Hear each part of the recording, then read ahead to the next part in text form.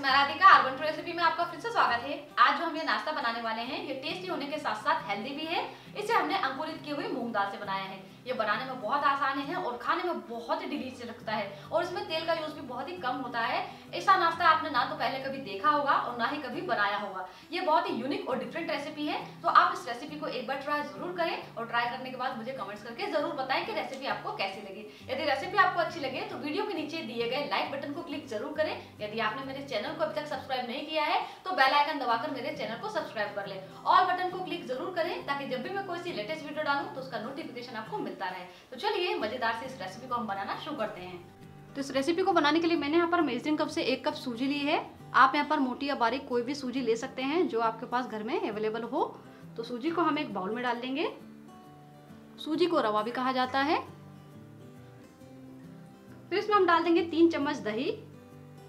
दही यहाँ पर एकदम ज्यादा खट्टा नहीं होना चाहिए। और फिर इसमें डाल देंगे आधी चम्मच नमक। और अब इसमें हम डाल देंगे आधा कप पानी। अच्छे से मिक्स कर देंगे।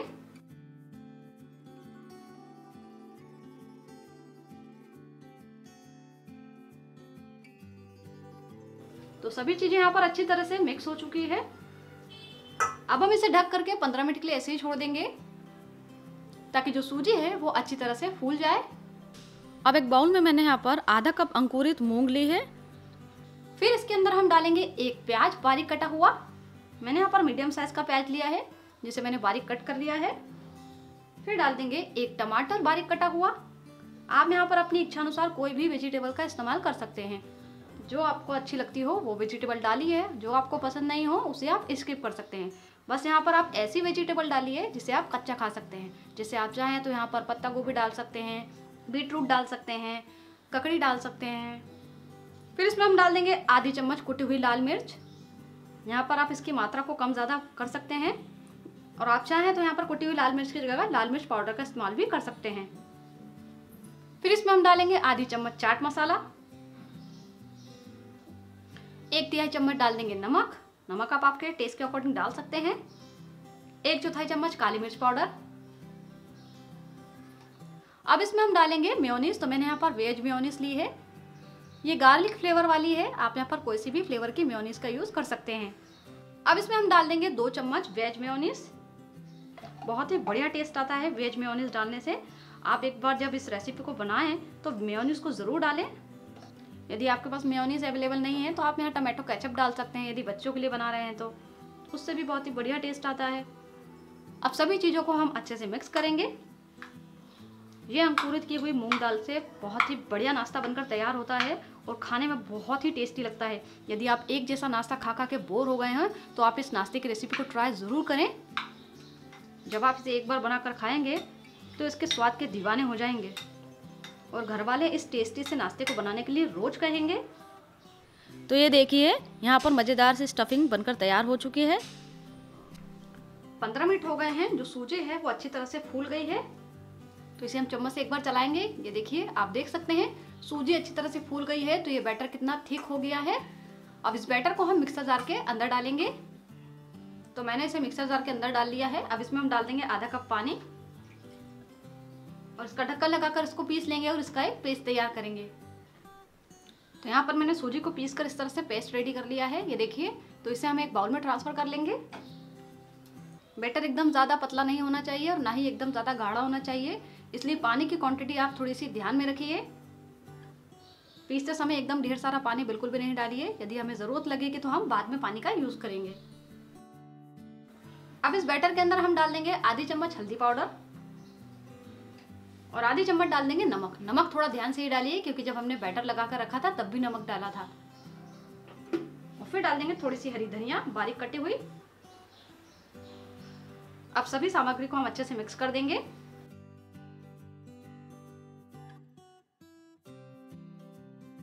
तो ये बैटर रेडी हो चुका है नाश्ता बनाने के लिए। अब मैं आपको चम्मच से बता देती हूँ कि बैटर की कंसिस्टेंसी आपको कैसी रखनी है। ये देखिए।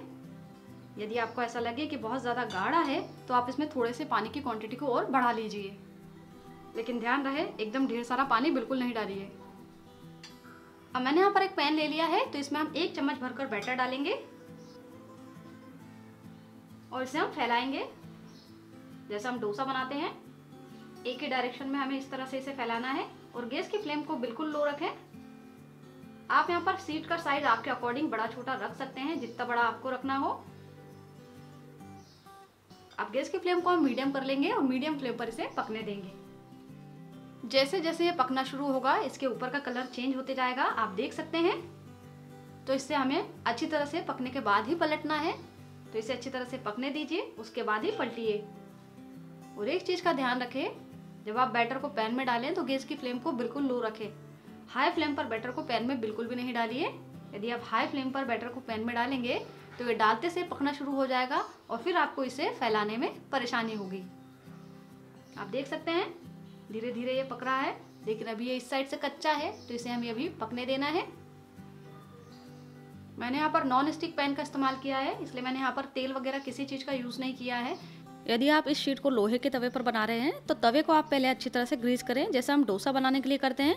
पहले आप तवे को अच्छी तरह से गर्म कर लें, फिर उसके ऊपर थोड़ा पानी डालकर तवे के टेम्परेचर को मेंटेन कर लें। उसके बाद गैस की फ्लेम को लो करें और फिर आप ये शीट बना लीजिए। जब ये शीट अच्छे से पक जाती है तो अपने आप ही किनारों को छोड़ देती है, ये देखिए। तो इसे हम धीरे धीरे निकाल लेंगे शीट को इस तरह से। बाय चांस शीट अच्छी तरह से नहीं निकल रही है तो आप इसे थोड़ी देर के लिए और पकने दें, उसके बाद आप इसे पलटिए। यदि आप इसे कच्चे में पलटेंगे तो ये टूट जाएगी। तो आप देख सकते हैं ये अभी अच्छी तरह से नहीं पकी है, पलटा नहीं रही है, तो इसे हम थोड़ी देर के लिए और पकाएंगे। तो वापस हम चेक कर लेते हैं पकी है या नहीं ये शीट। तो ये देखिए कितनी इजीली से उठ रही है, मीन्स ये शीट अच्छी तरह से पक गई है। तो इसे हम पलट देते हैं, ये देखिए। और थोड़ी सी देर के लिए इसे हम दूसरी साइड से भी पका लेंगे। इसे पकने में ज़्यादा समय बिल्कुल ही नहीं लगता, फटाफट से ये शीट बनकर तैयार हो जाती है। तो मैंने इसे दूसरी साइड से भी हल्का सा पका लिया है। इसी तरह से मैंने इसे पलट पलट कर 1 से 2 मिनट के लिए पका लिया है। तो जो शीट है ये अच्छी तरह से पक गई है, इसे उठाकर हम प्लेट में रख लेंगे और इसी तरह से बचे हुए बैटर से हम दूसरी शीट बना लेंगे। अब मैं आपको वापस से दूसरी शीट बनाना बताती हूँ। तो इस तरह से हम थोड़ा बैटर लेंगे और पैन में डालेंगे और बिल्कुल हल्के हाथों से इस तरह से फैला देंगे और गैस की फ्लेम को बिल्कुल लो रखेंगे। मैं आपको फिर से कह रही हूँ, यदि आप गैस की फ्लेम को लो नहीं रखेंगे तो आपको बहुत दिक्कत आएगी इस शीट को बनाने में। अब इसे भी हम पकने देंगे। तो ये शीट भी अच्छी तरह से पक गई है, इसे हम पलट देते हैं। तो यहाँ पर मैंने दूसरी शीट भी बना ली है, ये अच्छी तरह से पक गई है। तो इसे हम उठाकर प्लेट में रख लेंगे और इसी तरह से हम बाकी की शीट बना लेंगे। देखिए कितनी बढ़िया लग रही है ये शीट। तो ये देखिए मैंने यहाँ पर सारी शीट बनाकर रेडी कर ली हैगी। अब हम इसमें से एक शीट लेंगे। ये देखिए कितनी सॉफ्ट और कितनी पतली है ये शीट। इसी तरह की आपको शीट बनानी है। तो शीट को हम इस तरह से रखेंगे। अब जो हमने अंकुरित मूंग दाल वाली स्टफिंग बनाकर रखी थी उसे हम इसके अंदर रखेंगे। इस तरह से पूरी शीट पर हम फैला देंगे। बहुत ही टेस्टी लगती है मज़ेदार सी अंकुरित मूंग दाल की स्टफिंग। आप एक बार इस नाश्ते को ट्राई ज़रूर करें। जब आप इस टेस्टी से नाश्ते को अपने घर में बनाकर खिलाएंगे तो घर वाले आपकी तारीफ करते नहीं थकेंगे। अंकुरित मूंग दाल हमारी हेल्थ के लिए बहुत ही फायदेमंद होती है और इस नाश्ते को बनाने के लिए मैंने यहाँ पर तेल का यूज़ बिल्कुल भी नहीं किया है। बिना तेल का ही ये नाश्ता बनकर तैयार हुआ है। तो आप एक बार इसे ट्राई ज़रूर करें।